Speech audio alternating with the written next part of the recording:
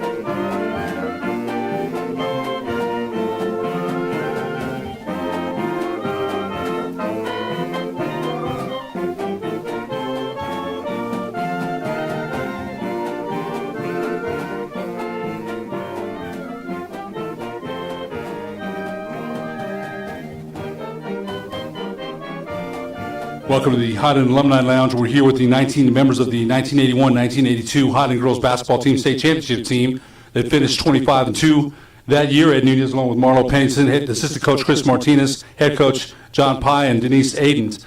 Coach Pye, you know, you were very emotional coming back here to Highland, and that was, you know, that's a team I think, I'll let you speak for that, but stopping El Dorado's 69-game win streak had to have been a highlight amongst other things. Tell us a little bit about that season. Again, you were very emotional. I thought you had a great speech. Well, thank you, Ed. It was a big deal for us. It set the tone for the last 14 games of the year, and we've just marched right on straight to the state championship. But I was reminded by Marlo's brother, Pat, that he thought our best game of the year was when we demolished the Highland JV boys team. And I thought to myself, I don't remember that, because they were great guys, and we had a great team, and they're just woofing and talking, and it was a wonderful experience. I was lucky enough to go on and coach at Hobbs High for a year, and then I went on, coached in college. And I can say this, I never had a better team, because there are so many inner workings of what makes a great team. There are lots of good teams, but they're not any great teams, except the last one standing. And we were the last one standing, and we were a great team. I wouldn't argue with that. I don't think anybody else would either. Denise, you know, I did want to mention Twyla Pulliam and Celeste Howell. You know, they passed away. What are your recollections of that season? I thought Coach Pye really, again, I had to read, Marlo had a scrapbook, and I read everything, you know, so I tried to read as much as I could. In one game, Jackie Hubert had 20 points, 20 rebounds, and man, that's amazing. What are your recollections of that season? Because it's a special one. It is, and I came just for 1 year, and like Pam was saying, it is like everything aligned that year. And there was, I was lucky enough to play summer league with these guys and realized I could come to Highland, and my mom lived in the district, and anyway. Chris and I didn't coach right. during that summer league because that was not allowed. No, I didn't even know who you were. Right. Anyway. I thought I read that article anyway. Keep going. Anyway, one of the best times of my life.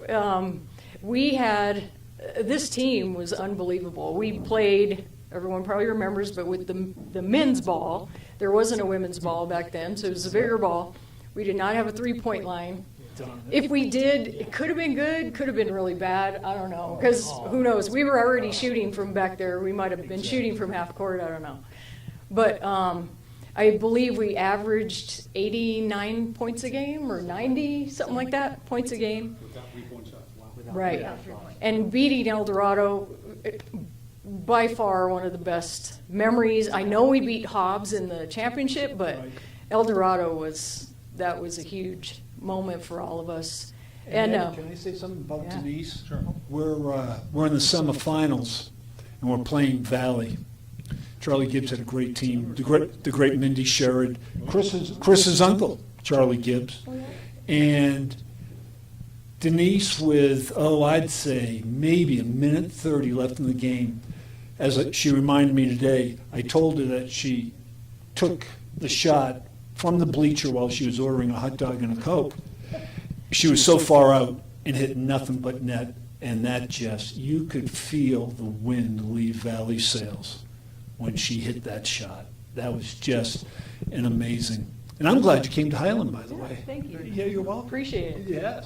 It sounds like some great energy. Coach Martinez, you played here at Highland in 1975, and you were on the losing to Las Cruces in the state championship. Your team had, there's a great team you played with. This Las Cruces, we mentioned, was one of the best teams of all time. But your memories, I've known you for a long time, Coach, but what was your memories of that team? You and Carlos Garcia, assistant coach by, what were your memories of that season? Just the buy-in. These kids just did whatever you said. It was, I've been fortunate to coach again in the last 10 years, and I took for granted what they gave us. Yeah. That buy-in was just unbelievable. You tell them things like Denise. Denise could have stayed at Sandia, been all-state. She took a second seat behind some of our all-state players to play here, and kids like Marlo would be playing as a freshman. And she's sitting behind really good players, but no one left, no one complained.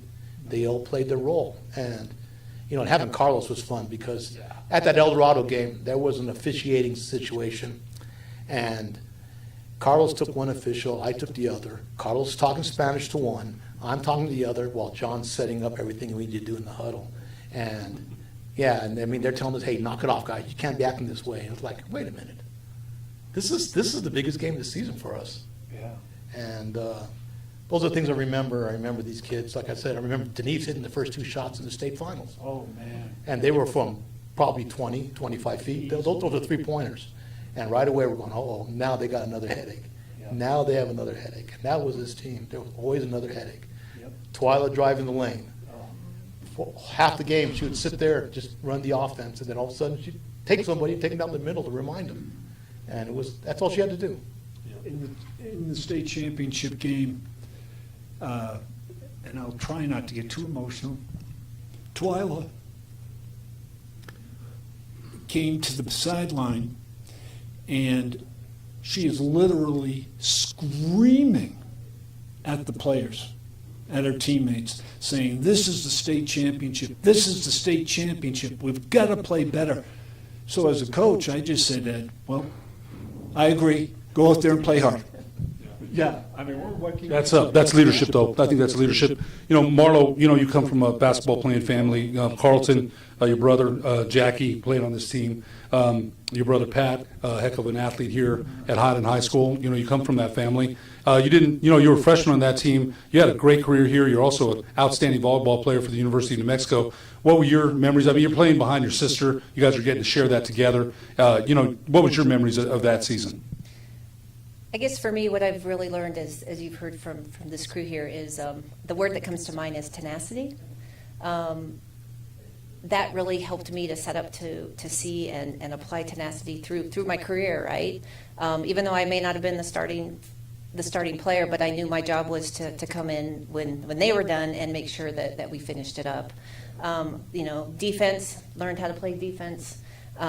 Just watching each of these players come out and give 100% each time in practice, pushing each other to the limits, but just knowing that word tenacity comes to mind for me pretty much in everything that I do.